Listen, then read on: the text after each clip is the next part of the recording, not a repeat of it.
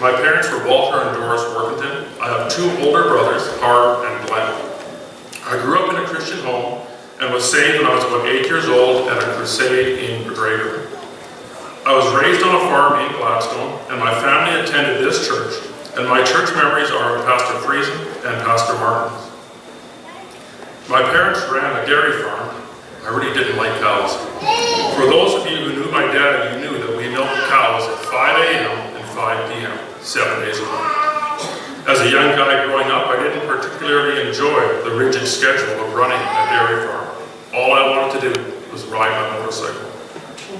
I didn't want to have to come home and milk the cows. I don't know if I mentioned it, but I really didn't like cows. When I was 16, I was involved in a motorcycle accident where I hit a truck and was thrown over the hood of the vehicle and landed in the ditch.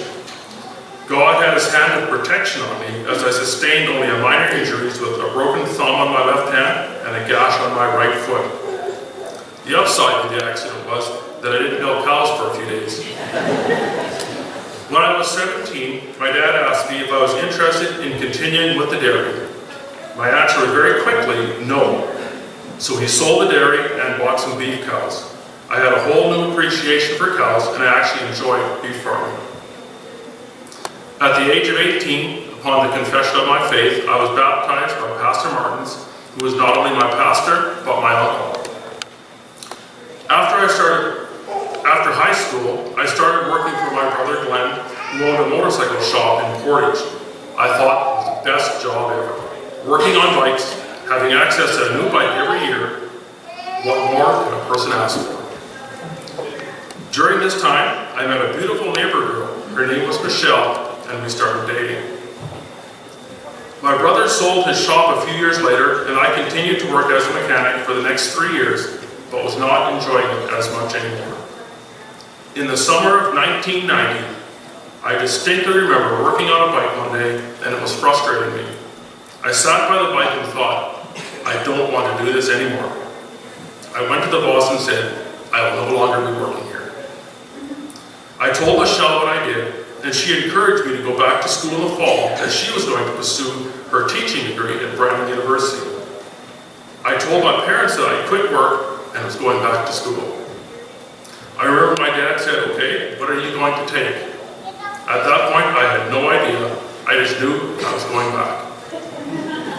I was 25 years old when I went back to school, and I had to trust God because it was fairly hard going back after so many years out of school and not knowing what to take, but still having a feeling that's where I needed to be. Michelle kept saying that I should take education and become a teacher, but that was the furthest thing from my mind, and I told her that's not what I wanted to do. I decided to take a combination of sciences and criminology courses because I was interested in becoming either a conservation officer or a police officer.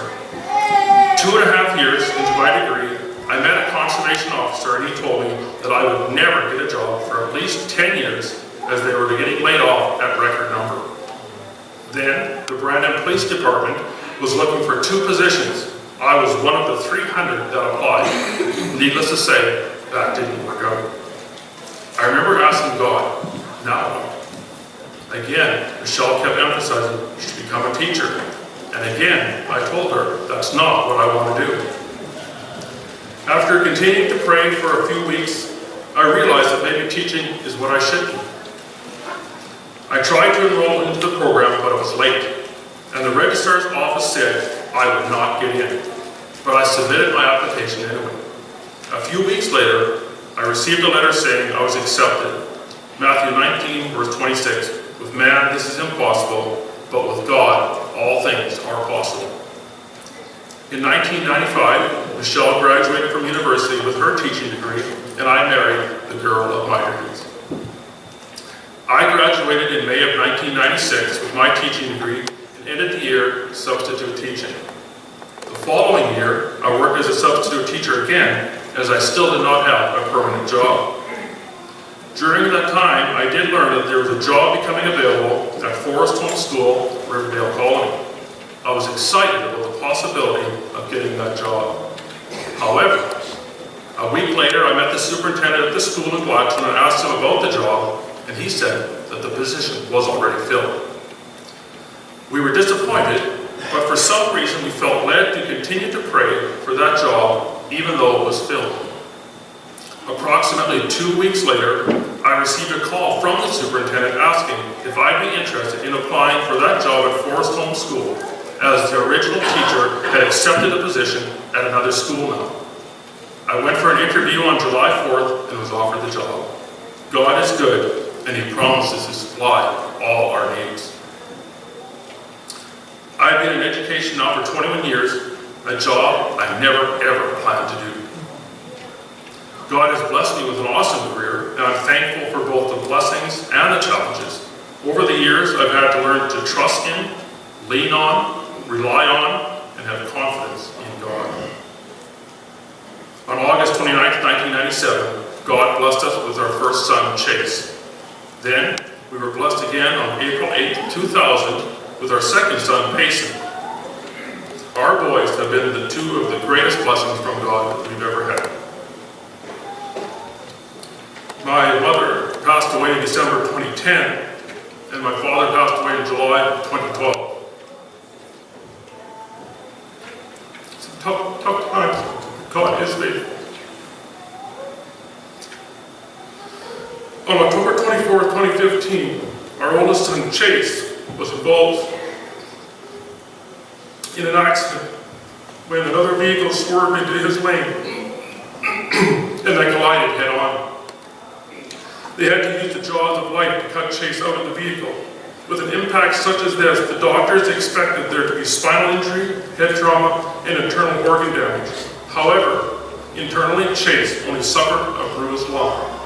His right foot was crushed and his left foot was fractured, but was in remarkable shape after undergoing such an accident.